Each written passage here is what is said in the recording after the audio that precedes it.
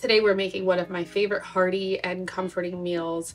It's raining in LA, and to me, nothing says cold, rainy weather better than a beef stew. It's my go-to recipe. It's super easy. Can't wait to share it, so let's get into it. I'm using a chuck roast for my beef stew. Chuck roast is a great cut for beef stew. You want to see that pretty marbling and avoid meats labeled as stew meat. Often this is the worst part of the meat and the leftovers. I'll be using a little magic today to do the chopping. Sorry to my muggles. Chop your beef into 2-inch cubes since it's going to shrink down when you cook it. You then want to make sure to salt and pepper and set that aside. For our veggies, I'm using some carrots, white onion, and celery. I'm going to use potatoes, but I'm going to cut those later on. Heat up your oil really well, roughly about 2 to 3 minutes. We want to get a great sear on our meat. This is going to help create our fond, which is key to our delicious stew, and just getting that caramelized color that we're looking for on our beef. It's going to take about 5 to 7 minutes on each side. You want to make sure to take your time with this process and do it in small batches. Add in your veggies and cook for about 5 minutes until they've developed a nice color. You'll then add in your tomato paste and cook that down for about 3 to 4 minutes until the paste is a deep reddish hue. Then we'll add in our garlic and saute for another 2 to 3 minutes. Add your meat back in, making sure to get all of that good au jus that's built up on the plate.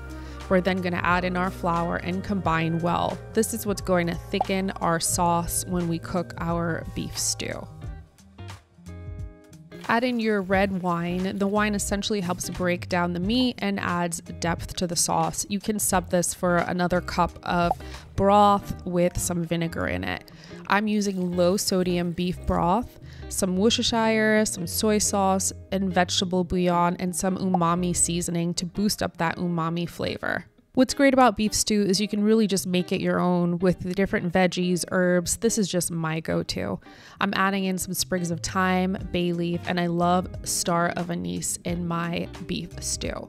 You're going to cover it and cook it in the oven at 325 degrees Fahrenheit for 2 hours. While that's cooking, prepare your potatoes. I'm using Yukon Gold because they keep their consistency and get nice and soft on the inside. Once the 2 hours is up, you're going to add in your potatoes and give that a good mix. You're then going to return it to the oven for about 30 minutes.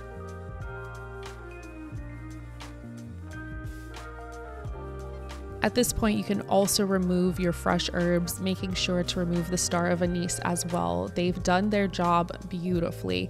Return that to the oven for 30 minutes, and once that's done, you can take it out and add in your frozen peas, which I've defrosted, and then you cook it for additional 30 minutes. I also tasted for salt and pepper before returning it to the oven. Now the 30 minutes is up, our beef stew is ready to serve. I top it with some fresh parsley. Some people like to top it with chives, but again, it's your beef stew, so make it however you want.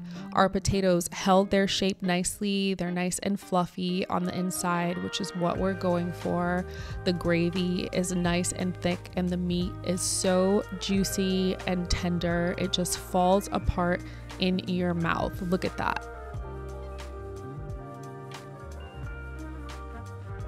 You can serve this over rice or some mashed potatoes or cauliflower mash or rice. Really, your options are limitless. Everything is cooked so nicely. The veggies are nice and tender. The gravy is thick. The meat is so juicy.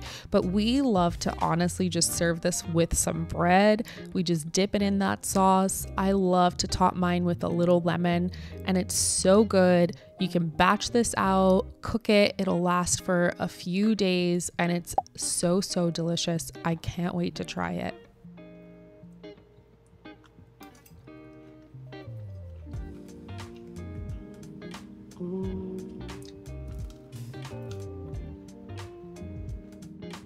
If you guys like this recipe, hit that like and subscribe button, and I hope you guys enjoy it. Bon appetit.